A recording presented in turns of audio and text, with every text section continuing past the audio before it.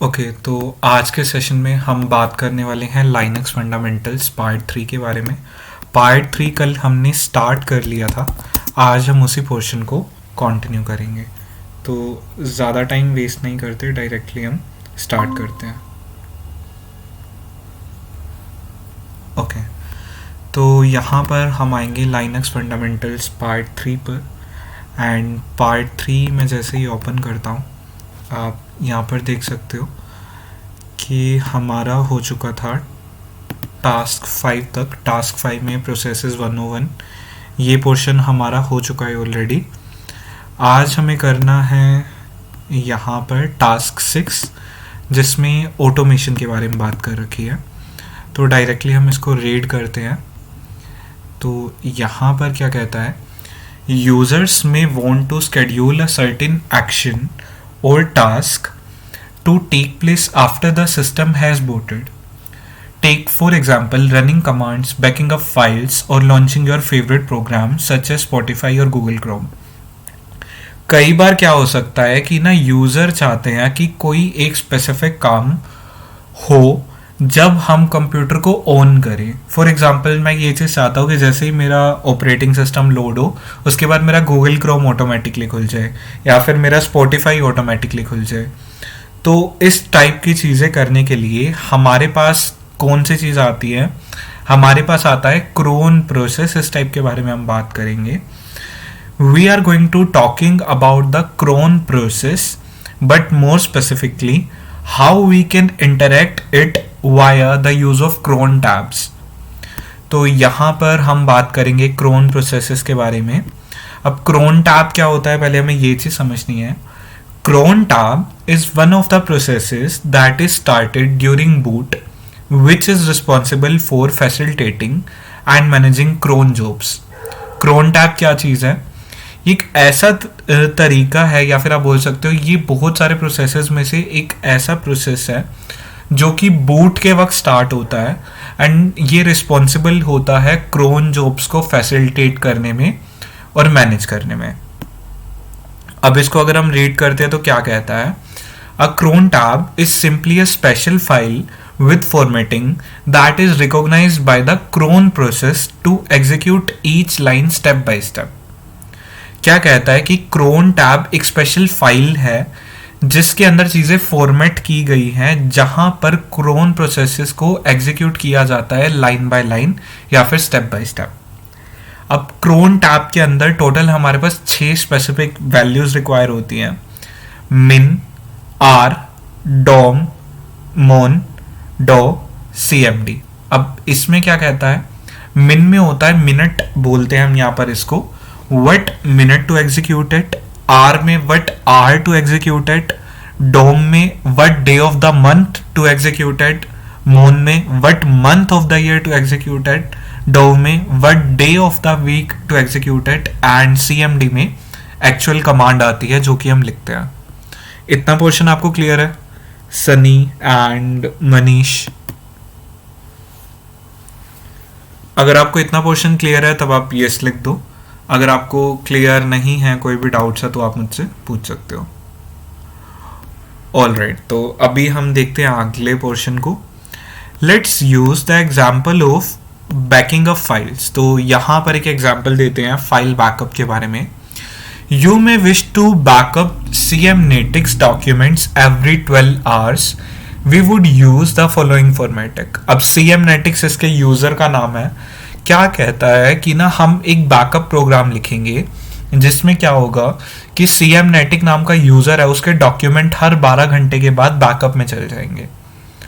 तो यहाँ पर ये किस टाइप की फॉर्मेटिंग का इस्तेमाल करते हैं, 0, देन एस्ट्रिक, एस्ट्रिक के बाद यहाँ पर लिखते हैं 12, then asterisk asterisk asterisk CP, then dash R, देन उसके बाद यहाँ पर बता रखा है कि कौन सी चीज को हमने कॉपी करना है एंड दूसरी चीज है कि कहाँ पर कॉपी करना है। थोड़ा सा अभी हम इसको समझते हैं। An interesting feature of cron tabs is that these also support the wildcard or asterisk symbol. If we don't wish to provide a value for that specific field, we don't care what month, day or year it is executed. only that it is executed every 12 hours, we simply just place an asterisk. तो यहाँ पर सिर्फ हर 12 घंटे में ये चीज़ होनी है, तो यहाँ पर डायरेक्टली 1-2 लिखा गया है. अब होगा क्या यहाँ पे? This can be confusing to begin with, which is why there are some great resources such as crontab generator that allows you to use a friendly application to generate your formatting for you as well as the site cron guru. तो यहाँ पर बात करते हैं दो resources के बारे में. एक तो क्या है, हमारे पास crontab जनरेटर है, और दूसरा क्या है, हमारे पास cron guru. crontab जनरेटर एक ऑनलाइन टूल है जिसकी मदद से हम इस टाइप की फॉर्मेटिंग जनरेट कर सकते हैं, हमें कुछ भी याद रखने की जरूरत नहीं है. दूसरा एक वेबसाइट है क्रोन गुरु के नाम से, हम उसका भी इस्तेमाल कर सकते हैं.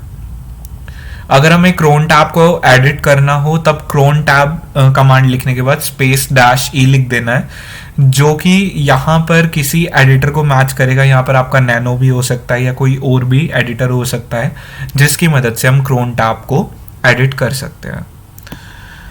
ठीक है, तो इतना पोर्शन आपको क्लियर होना चाहिए. उसके बाद यहाँ पर क्या कहता है, ensure you are connected to deployed instance and look at the running cron tabs. Okay, तो ये पोर्शन करने के लिए यहाँ पर हमें इस सर्वर को ऑन करना होगा, इस मशीन को स्टार्ट करना होगा, एंड मशीन को स्टार्ट करने के बाद हमें क्रोन टैब लगाकर ये चीज़ें चेक करनी है. अभी हमें चेक करने की ज़रूरत नहीं है बिकॉज ये मैंने ऑलरेडी कर रखा है, बट अगर आप चाहो तब आप ऊपर वाली गाइड का इस्तेमाल करके ये चीज़ कर सकते हो. इन्होंने एक हिंट भी दे रखा है. Remember that we can use crontab-e to edit the user's crontab file. अगर आप कभी भी crontab की फाइल को देखना चाहो या फिर अगर आप उसको एडिट करना चाहो तब आप किस तरीके से कर सकते हो, crontab-e. इसके बाद क्या कहता है, when will the crontab on the deployed instance machine IP run. तो यहाँ पर deployed machine के बारे में बात कर रखी है, एंड इसमें कहता क्या है वो चीज़ समझते हैं. ओके, तो इसमें यहाँ पर क्या कहता है कि ना ये जो क्रोन टैब है ये कब स्टार्ट होगा. टेक्निकली जो भी हमारे डिप्लॉयड मशीन है उसके ऊपर ये चीज़ कब चलेगी, @reboot करके. अब इसका हिंट क्या देता है, take a look at the position and the value within the appropriate column. Okay, तो यहाँ पर अभी हमें इतना डीप में जाने की ज़रूरत नहीं है. जो भी हम क्रोन टैब सिलेक्ट करेंगे ना, ठीक है, अगर हम उसमें कुछ चेंजेस करते हैं तो उसके बाद चीज़ें रन होती हैं रीबूट के बाद ही. तो @reboot करके यहाँ पर ये चीज़ आ जाएगी. टास्क 6 हमारा यहीं पे ख़त्म होता है, एंड इसी के साथ हमारा स्टार्ट हो जाएगा टास्क 7 जो कि पैकेज मैनेजमेंट के ऊपर है. तो जब तक वो पोर्शन स्टार्ट होता है तब तक मैं यहाँ पर एक अटैक बॉक्स को भी स्टार्ट कर देता हूँ. अगर आपको इतना पोर्शन क्लियर है देन आप यस लिख दो, बिकॉज इसके बाद फिर मैं टास्क 7 को स्टार्ट कर दूंगा. अगर आपको क्लियर है तो आप यस लिख सकते हो, अगर क्लियर नहीं है तब आप नो लिख दो. देखो, क्रोन जॉब्स का मीनिंग यहाँ पे ये है कि बूट करने के बाद जो भी काम आपके सिस्टम पे होगा या अगर कुछ स्पेसिफिक प्रोसेसेस जो आपके सिस्टम पे चलेंगे बूट होने के बाद, वो क्रोन के अंदर आएगा. Is it clear Sunny? All right, तो अगर इतना पोर्शन क्लियर है देन उसके बाद हम आगे देखते हैं क्या कहता है. उसके बाद कहता है introducing packages and software repos. तो यहाँ पर पैकेज और सॉफ्टवेयर रेपोजिटरी के बारे में बात करता है. When developers wish to submit software to the community. जब डेवलपर किसी सॉफ्टवेयर को कम्युनिटी में भेजना चाहते हैं, सबमिशन देना चाहते हैं, तब जितनी भी चीज़ें सबमिट होती है ना वो एप्ट रेपोजिटरी में जाती है, जिसको आप बोलते हो APT. If approved, their programs and tools will be released into the wild. अगर ये चीज़ें पीछे से बैकएंड से अप्रूव हो जाती हैं तब इन चीज़ों को रिलीज कर दिया जाता है. Two of the most redeeming features of Linux shine to light here: user accessibility and the merit of open source tools. अगर आप Linux के बारे में दो मेन चीज़ों के बारे में बात करोगे ना, तो पहली तो है यूज़र एक्सेसिबिलिटी और दूसरी है कि ओपन सोर्स टूल्स यहाँ पर भर भर के अवेलेबल है. तो यहाँ पर क्या कहता है, when using the ls command on Ubuntu 20.04 Linux machine, these files serve as a gateway or registry. Okay, तो यहाँ पर ये कहता है कि अगर हम apt के अंदर जाएंगे /etc/apt एंड अगर हम उसके अंदर चीज़ों को लिस्ट करेंगे तो यहाँ पर हमें कुछ रजिस्ट्री फाइल्स या फिर गेटवे फाइल्स हमें मिल जाएंगी। अभी हमें उनके अंदर जाने की ज़रूरत नहीं है, हमें बस इतना समझना है कि अगर हम किसी भी चीज़ को डाउनलोड करना चाहते हैं या इंस्टॉल करना चाहते हैं तब हम apt का इस्तेमाल कर सकते हैं। नेक्स्ट चीज़ क्या कहता है, operating system vendors will maintain their own repositories. You can also add community repositories to your list. जितने भी ऑपरेटिंग सिस्टम वेंडर्स है ना वो अपना अपना रैपो को मेंटेन करके रखते हैं। अब ये रैपोस को कैसे मेंटेन करके रखते हैं, फॉर एग्जांपल काली लाइनक्स का रेपोजिटरी सिस्टम एक अलग होगा, पैरेट्स ऑपरेटिंग सिस्टम का रेपोजिटरी अलग होगा। सिमिलरली हम क्या कर सकते हैं, हम अपनी रेपोजिटरी भी ऐड कर सकते हैं इन चीज़ों में। You can also add community repositories to your list. These allows you to extend the capabilities of your operating system. जब भी आप चीज़ों को अपडेट करो या फिर अगर आप ये चाहते हो कोई स्पेसिफिकली रेपोजिटरी ऐड होनी चाहिए तो उसके लिए हमारे पास क्या कमांड होती है, add apt repository, add then dash apt then dash then repository। तो इसमें क्या करोगे, यहाँ पर आप क्या कर सकते हो कि आप रेपोजिटरी को स्पेसिफाई करना चाहते हो जो कि आप अपडेट के साथ या आप नेक्स्ट कुछ भी चीज़ रेपोजिटरीज में बाय डिफ़ॉल्ट चेंजेस चाहते हो। तो इसके बाद क्या कहता है हमारे पास, managing your repositories adding and removing. उसी पोर्शन का यहाँ पे कहता है कि आप रेपोजिटरीज को मैनेज कैसे कर सकते हो, आप रेपोजिटरीज को ऐड कैसे करोगे या फिर रिमूव कैसे करोगे, इस बारे में बात कर रखी है। Normally, we use the apt command to install software onto our Ubuntu system. The apt command is a part of the package management software, also named apt. अब जो यहाँ पर apt command है ना, वो पैकेज मैनेजमेंट सॉफ्टवेयर का ही part है, ठीक है, जिसका नाम भी क्या है, apt ही है। apt contains a whole suite of tools that allows us to manage the packages and sources of our software and to install or remove software at the same time. apt के अंदर वही सारे tools या resources हैं जो कि इस्तेमाल किए जा सकते हैं पैकेज या फिर सॉफ्टवेयर के सोर्सेज को मैनेज करने में। हम इसकी मदद से सॉफ्टवेयर्स को ऐड भी कर सकते हैं, बेसिकली इंस्टॉल भी कर सकते हैं एंड हम उनको रिमूव भी कर सकते हैं। One method of adding repositories is to use the add apt repository command। अगर मुझे किसी भी repository को add करना है तब मैं add-apt-repository command का इस्तेमाल कर सकता हूँ। एंड उसके बाद यहाँ पर क्या कहता है, but we are going to walk through adding and removing a repository manually। तो यहाँ पर manual के लिए भी कुछ डिटेल्स देगा। You can install software through the use of package installers such as dpkg। हम dpkg का भी इस्तेमाल कर सकते हैं अगर मुझे कोई स्पेसिफिक सॉफ्टवेयर को इंस्टॉल करना है। तो ये क्या है, ये एक तरीके का पैकेज इंस्टॉलर है। अब ऐप के बारे में क्या बताता है यहाँ पर, the benefits of apt means that whenever we update our system, the repository that contains the pieces of software that we add also check for updates।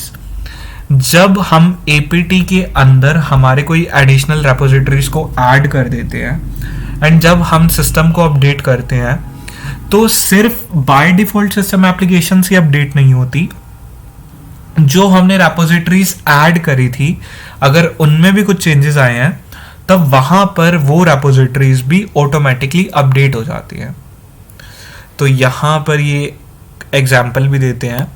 In this example we are going to add the text editor Sublime Text to our Ubuntu machine as a repository as it is not part of the default Ubuntu repositories। तो यहाँ पर एक example देते हैं जिसमें क्या करते हैं कि ना एक टेक्स्ट एडिटर है जिसका नाम है Sublime Text, वो उसको Ubuntu मशीन में ऐड कर रहे हैं as a repository and by default ये चीज Ubuntu की रेपोजिटरी में नहीं होती। अब यहां पर क्या कहता है, when adding software the integrity of what we download is guaranteed by the use of what is called GPG keys. जब भी हम किसी भी सॉफ्टवेयर को डाउनलोड करते हैं तो जो उसकी इंटीग्रिटी है कि सॉफ्टवेयर पूरे तरीके से आया है नहीं आया या कोई इश्यू है, तो इन सारी चीज की गारंटी कौन रखता है? वो आती हैं जीपीजी कीज में। जीपीजी क्या होता है? GNU privacy guard. अब ये कीज क्या चीज होती हैं? These keys are essentially a safety check from the developer saying here's our software। तो ये कीज ये इंश्योर करती हैं कि जो चीज डेवलपर दे रहा है वही चीज आपके पास आए। If the keys don't match up to what your system trusts and what the developer used, then the software will not be downloaded। अगर कीज अलग हैं जो कि डेवलपर ने यूज किया एंड जो कि आपके सिस्टम पे आ रही हैं, ये चीजें मैच नहीं होती, तब आपका सॉफ्टवेयर डाउनलोड नहीं होगा। उसके बाद क्या कहता है? So to start we need to add the GPG key for the developers of the Sublime Text 3। अगर हमें चीजें स्टार्ट करनी है तो हमें यहाँ पर क्या कहता है? हमें जीपीजी की को ऐड करना होगा, जो कि मैं एक बार रिपीट कर रहा हूं। अगर हमें चीजें स्टार्ट करनी है तब हमें सबलाइम टेक्स्ट की जीपीजी कीज को ऐड करना होगा। अब ये हम किस तरीके से कर सकते हैं? तो यहां पर ओके सॉरी, तो हम बात कर रहे थे जीपीजी की को हम कैसे डाउनलोड करेंगे। तो उसके लिए हम करेंगे wget कमांड का इस्तेमाल। अगर wget कमांड आपको नहीं पता तो ये हम ऑलरेडी कर चुके हैं कल। इसमें हम क्या करते हैं? wget लिखते हैं।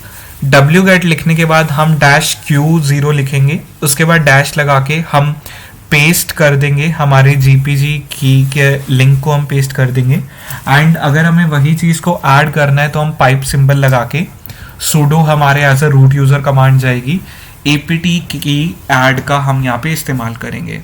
इससे क्या होगा कि हमारी जीपीजी की ऐड हो जाएगी एंड हम यहाँ पर इस्तेमाल करेंगे उसी एपीटी की का जिसको हम यहाँ पर ट्रस्ट कर रहे हैं। नेक्स्ट स्टेप क्या कहता है? Now that we have added this key to our trusted list, we can now add Sublime 3 repository to our APT sources list. अब जब हमने एक बार जीपीजी की को हमारे ट्रस्टेड लिस्ट में डाल दिया, अब हम सबलाइम टेक्स्ट की रेपोजिटरी को ऐड कर सकते हैं हमारे एपीटी सोर्सेज के लिस्ट में। ठीक है, अब इसके बाद यहाँ पर बता रखा है कि हम ये किस तरीके से करेंगे। यहाँ पर हम एक फाइल बना लेते हैं जिसका नाम क्या है? Sublime text dot list. And ये कहाँ पर ऐड हो रही है? /etc/apt/sources.list.d। इस जगह पर क्या कर रहे हैं? यहाँ पर हम रेपोजिटरी की इंफॉर्मेशन को ऐड करेंगे। यहाँ पर हम ऐड कर सकते हैं किसी भी टेक्स्ट एडिटर की मदद से। हम यहाँ पर लिंक दे सकते हैं कि किस तरीके से चीज़ें चलेंगी। एंड ऐड करने के बाद हम सबलाइम टेक्स्ट 3 की रेपोजिटरी को सेव कर देंगे इस नई फाइल के अंदर जो कि हमने यहाँ पे क्रिएट किया है। देखो ये चीज़ जब आप प्रैक्टिकल करोगे ना आपको अच्छे से समझ आ जाएगी। अब अगर आपको चीज़ें अपडेट करनी है तो उसके लिए कमांड होती है apt अपडेट। अगर आपको अब सबलाइम टेक्स्ट को इंस्टॉल करना है तब आप कहोगे apt इंस्टॉल सबलाइम टेक्स्ट, तो ऑटोमेटिकली क्या होगा कि आपके सिस्टम में सबलाइम टेक्स्ट 3 इंस्टॉल हो जाएगा। तो देखो जो अभी हमने ये वाला पोर्शन पढ़ा इसमें ना थ्योरी ज़्यादा है, आपको ये स्टेप बाय स्टेप प्रैक्टिकल करके खुद देखना होगा। तो इसमें क्या कहता है कि ट्राई हैकमी के इंस्टेंसेस में हमारे पास इंटरनेट कनेक्शन नहीं होता, तो इस टास्क को सिर्फ हमें रीड ही करना था जो कि हम रीड कर चुके हैं। यहाँ तक अगर आपको चीज़ें क्लियर है तो आप क्लियर लिख दो, बिकॉज हम लास्ट सेकेंड पोर्शन पे हैं एंड इसके बाद हमारा ये रूम भी फिनिश हो जाएगा। अगर आपको कोई क्वेश्चन है तब आप क्वेश्चन पूछ सकते हो। सनी एंड मनीष।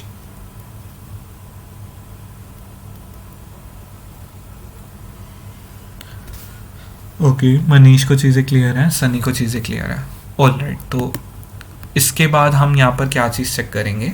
हम चेक करेंगे टास्क 8। टास्क 8 में क्या बताता है? We briefly touched upon log files and where they can be found in Linux fundamentals part 1। Linux fundamentals part 1 में हमने लॉग फाइल्स के बारे में बात किया था, कहाँ पर वो स्टोर होती हैं इसके बारे में हमने बात किया था। तो यहाँ पर एक ये क्विक रीकैप देता है। कि ये चीज़ें स्टोर होती हैं /var/log में, ठीक है। ये हमारा डायरेक्टरी का नाम है। These files and folders contain logging information for application and services running on your system. /var/log में क्या होगा, इसके अंदर लॉगिंग इंफॉर्मेशन सेव होगी वो एप्लीकेशंस या वो सर्विसेज जो हमारे सिस्टम पर रन होती है। ऑपरेटिंग सिस्टम के बारे में यहाँ पर क्या कहता है, operating system has become pretty good at automatically managing these logs in a process that is known as rotating. तो यहाँ पर रोटेटिंग के बारे में बात करता है, क्या चीज़ कहता है कि ऑपरेटिंग सिस्टम ना आज के टाइम में इन लॉग्स को ऑटोमेटिकली मैनेज कर लेते हैं, ठीक है। एंड यहाँ पर प्रोसेस के बारे में बता रखा है कि इसका नाम क्या है, रोटेटिंग। अब ओके, तो यहाँ पर नेक्स्ट चीज़ क्या कहता है कि यहाँ पर इन्होंने कुछ लॉग्स को हाईलाइट कर रखा है जो 3 सर्विसेज हमारी यूबुंटू मशीन पर चल रही हैं। पहला तो है हमारा अपाचे 2 का वेब सर्वर, दूसरा है हमारा लॉग फाइल्स है यहाँ पर logs for fail to band service which is used to monitor attempted brute forces। Okay, तो जो सेकंड हमारे पास चीज़ें दी गई हैं वो लॉग फाइल्स है जिसके अंदर क्या है, फेल टू बैन सर्विस है। फेल टू बैन सर्विस क्या करती है, ये बेसिकली चेक करती है कि किसी जगह पर ब्रूट फोर्स अटैक अगर हुआ है तो वहाँ पर उन चीज़ों को मॉनिटर किया जाता है। एंड नेक्स्ट क्या कहता है, UFW सर्विस जो कि इस्तेमाल होती है एज अ फायरवॉल। आप देख सकते हो Apache 2 fail to ban and UFW। क्या ये चीज़ आपको विजिबल है मनीष एंड सनी? अगर आपको विजिबल है देन आप यस लिख दो। ओके, सनी को विजिबल है and what about Manish? Manish को भी विजिबल है। देन उसके बाद क्या कहता है, थोड़ा सा हम उस पोर्शन को रीड करते हैं। These services and logs are a great way in monitoring the health of your system and protecting it। देखो ये जो सर्विसेज बैकग्राउंड में चल रही है या ये जो लॉगिंग वाला काम हो रहा है, इसकी मदद से हम हमारे सिस्टम की हेल्थ को मॉनिटर कर सकते हैं एंड हम प्रोटेक्ट कर सकते हैं। Not only that, but the logs for services such as a web browser contain information about every single request, allowing developers or administrators to diagnose performance issues or investigate in intruders activity। यहाँ पर क्या कहता है कि ना, यहाँ पर अगर हम वेब सर्वर के बारे में बात करते हैं तो उसमें हर एक रिक्वेस्ट के बारे में इंफॉर्मेशन होती है जो कि डेवलपर्स और एडमिनिस्ट्रेटर चेक कर सकते हैं, जिससे कि अगर कोई भी परफॉर्मेंस रिलेटेड इशू आता है या कोई भी इंट्रूडर एक्टिविटी होती है वो चीज़ भी चेक की जा सकती है। यहाँ पर एक एग्जांपल दिया गया है, the 2 types of log files that are interest. अब यहाँ पर 2 तरीके की लॉग फाइल्स के बारे में बात कर रखी है जो कि बहुत ज़रूरी है हमें समझनी। पहला तो होता है एक्सेस लॉग, दूसरा होता है हमारे पास error log. There are of course logs that store information about how the operating system is running itself and actions that are performed by the user such as authentication attempts। यहाँ पर क्या कहता है कि हाँ, ऑपरेटिंग सिस्टम भी अपने अंदर लॉग फाइल्स को मेंटेन करके रखता है जो कि यूज़र के एक्शन को स्टोर करता है। ओके, तो यहाँ पर इन्होंने कुछ बेसिक चीज़ें पूछ रखी हैं। Look for the Apache 2 logs on the deployable Linux machine। Okay, तो यहाँ पर क्या कहता है कि हमें ये चीज़ें चेक करनी है। अगर मुझे अपाचे 2 वाली चीज़ चेक करनी है तो मैं आपको बता देता हूँ। आप इस जगह पर, ये जो इन्होंने लोकेशन दे रखी है, आप यहाँ पर जा सकते हो एंड इस लोकेशन पर जाने के बाद आप क्या कर सकते हो, आप चीज़ें चेक कर सकते हो, ठीक है। जब आप इस लोकेशन पर मूव कर जाओ, अगर आप लिस्ट करोगे, LS करोगे, तब आपको अपाचे 2 के लॉग्स दिखेंगे, ठीक है। जैसे आपको ऊपर दिख रहा है ना एग्जाम्पल स्क्रीनशॉट में, सेम आपको यही की यही चीज़ करनी है। देन नेक्स्ट क्या कहता है, what is the IP address of the user who visited the site. अगर आपको IP एड्रेस निकालना है तब आप क्या करोगे, आप कैट लिखोगे, कैट लिखने के बाद आप फाइल नेम लिखोगे, तब आपके पास IP एड्रेस आ जाएगा। What file did they access, user ने कौन सी फाइल चेंज करी थी या फिर एक्सेस करने का ट्राई आउट किया था, वो है हमारे पास cats and docs.jpg। ये हमने किस तरीके से निकाला, जब आप जब आप लॉग फाइल को चेक करोगे ना, कैट करोगे आप उस फाइल पे, तब आपको वहाँ पर इसका IP एड्रेस पे मिल जाएगा और आपको इस फाइल का नेम भी मिल जाएगा जिसको यूज़र ने एक्सेस करने का ट्राई कर रखा है। देन टास्क 9 है हमारा, फाइनल है, कंक्लूजन एंड समरी, जिसके बारे में क्या कहता है कि यहीं पे ही हमारे लाइनक्स फंडामेंटल्स मॉड्यूल का एंड होता है। अब लाइनक्स के साथ फेमिलियरिटी बहुत ज़्यादा ज़रूरी है, बिकॉज ओवर द टाइम हम जितना भी काम करेंगे वो लाइनक्स के साथ ही करने वाले हैं। एंड लाइनक्स में बहुत ज़्यादा पोटेंशियल है पावरफुल चीज़ें करने के लिए, ठीक है, जो कि हम ओवर द टाइम डिस्कवर भी करेंगे हमारे जर्नी में। अब यहाँ पर हल्का सा रिकैप देता है कि हमने टेक्स्ट एडिटर्स के बारे में समझा, यूटिलिटीज़ के बारे में समझा, अलग अलग प्रोसेसेस को देखे, ऑटोमेशन को समझा, टास्क को मेंटेन्स कैसे करते हैं, क्रोन टैब्स क्या होता है, पैकेज मैनेजमेंट क्या होता है, एंड लॉग फाइल्स को हम कैसे रिव्यू करते हैं, वो चीज़ हमने समझा। जब आपको लाइनक्स फंडामेंटल्स क्लियर हो जाए तब आपको बैश स्क्रिप्टिंग या फिर रेजिक्स जैसी चीज़ें चेक करनी चाहिए। तो मशीन को हम टर्मिनेट कर देंगे, इसमें ज़्यादा कुछ खास नहीं है। एंड अगर हम चाहें तो हम और भी लाइनक्स रूम को यहाँ पर ट्राई कर सकते हैं। तो इसी के साथ हमारा लाइनक्स फंडामेंटल्स पार्ट 3 फिनिश होता है। अगर आपको क्लियर है तब आप क्लियर लिख सकते हो, कोई डाउट है तब आप मुझसे पूछ सकते हो। इज इट क्लियर और नॉट? मनीष, सनी, ओके। तो देखो आज कुछ ज़्यादा लंबा सेशन नहीं था, बेसिक सी चीज़ें थी। अब लाइनक्स फंडामेंटल्स हमारा कंप्लीट हो चुका है। इसके बाद हम देख लेते हैं कि क्या हमारा कुछ ऐसा पोर्शन है जो रहता है। Let me check pre security, introduction to cyber security हो चुका है। नेटवर्क फंडामेंटल्स आई थिंक मुझे करवाने की ज़रूरत है, या फिर मैं इसको अलग से एक सीरीज़ बना दूंगा। हाउ वेब वर्क्स हमारा कंप्लीट हो चुका है।